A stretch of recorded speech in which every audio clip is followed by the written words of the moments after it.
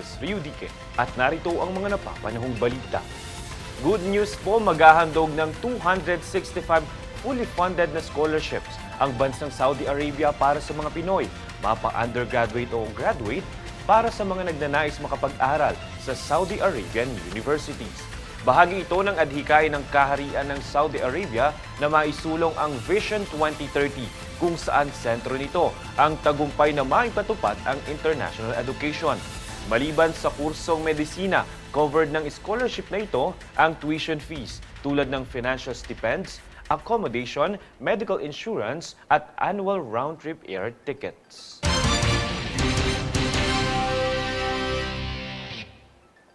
Samantala, nilinaw nitong kamakailan lang ng MMDA ang ilang mga patakaran hinggil sa exemption ng mga emergency vehicle sa muling pagpapatupad ng NCAP. Tunghayan ng ulat ni Princess Castro. Binigyang linaw ng Metropolitan Manila Development Authority o MMDA na exempted sa No Contact Apprehension Policy o NCAP ang mga emergency vehicle gaya ng ambulansya, fire trucks at police mobile na tumutugon sa anumang emergency basta ito ay valid at lumusot sa tamang pamantayan ng ahensya. Ang paglilinaw na ito ay batay na rin sa ilang kumakalat na impormasyon na nagbigay kalituhan sa kung ano ba ang exempted at absuelto sa pagbabalik ng naturang pulisiya sa major roads. Batay sa paliwanag ni MMDA Chairman Atty. Romando Don Artes, ang verifikasyon at pag-review ng MMDA sa mga emergency vehicle ay bunsod ng walang automatic exemption na nadedetect sa artificial intelligence capable CCTV. Kaya't sakaling sila ay mahuhuli, agad itong isa sa ilalim sa manual review ng kanilang mga tauhan. Binigyang diin din ni Artes na hindi nila maaaring isama sa sistema ng NCAP ang exemption sa mga may blinker at sirena dahil malaki ang tsansa na maabuso ito. Halimbawa na lang dito ay ang pagdaan ng isang funeral service na nagpanggap na ambulansya. Samantala, absuelto rin sa NCAP ang mga sasakyang magbibigay daan sa mga emergency vehicle. Halimbawa rito ay ang mga aandar na sasakyan kahit hindi pa nakahudyat ang green traffic signal basta't ito ay sa dahilang magbigay ng espasyo sa dadaang emergency vehicle. Nananawagan naman ang MMDA Chief sa mga nagmamaneho ng emergency vehicle na maging responsable at gamitin na maayos at tama ang kanilang dinadala upang hindi maabala. Princess Castro nag-uulat para sa Golden Nation Network.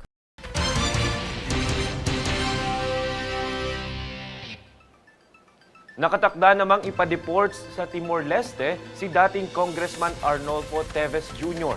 na siyang itinuturong sospek para sa pagpatay sa dating gobernador ng Negros Oriental noong 2023. Ayon sa mga otoridad sa Timor-Leste, wala na kasing pinangahawakang visa at kinansela na ang pasaporte ni Teves. Ayon naman sa Justice Department at PNP, handa silang tumulong sa Timor-Leste sa pagpapauwi kay Teves. Kami ang boses ng pagbabago. Ako si Francis Riudique at ito ang News Force. Sa ulon ng mga balita, Iloilo kinumpirma ang unang kaso ng Mpox. Timor-Leste, nakatakda ng ipa-deport si dating Congressman Arnolfo Teves Jr. PBBM, ipinag-uutos ang courtesy resignation para sa mga lider ng mga GOCC. 3 general education subjects iminungkahing tanggalin ng DepEd sa college curriculum.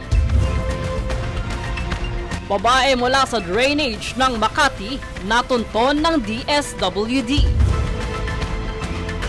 US President Trump ipinag-utos ang posibleng pagtatanggal ng $100 milyon na kontrata ng Harvard University. Patas at pantay na balita, komprehensibong ulat para sa pulso ng masa. Ito ang News Force.